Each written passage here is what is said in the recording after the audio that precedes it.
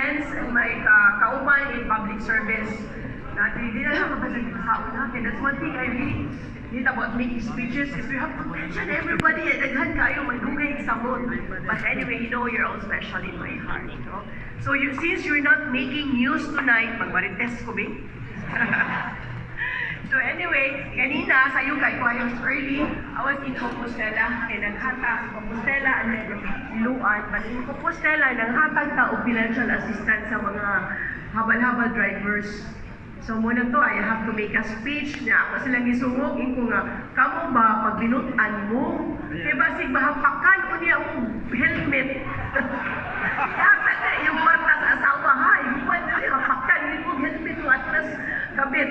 So sige din sila patawa. Anyway, just to make the situation lighter. So again, may gabihin ninyong tanan.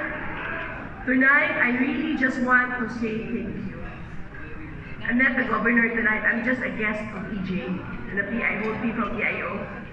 Thank you for being here, but more importantly, thank you for the work that you do every single day. We are living in a time when misinformation and fake news can spread in seconds. And in times like this, credible journalism matters more than ever.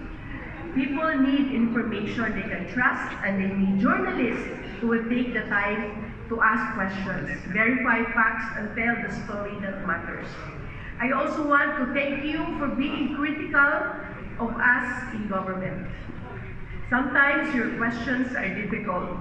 Sometimes your stories point out things we need to fix, and that's okay. Government should never be afraid of critical press. A critical press keeps us on our toes. It reminds us that we are accountable to the people we serve. We may not always agree, but I hope we will always respect each other's roles.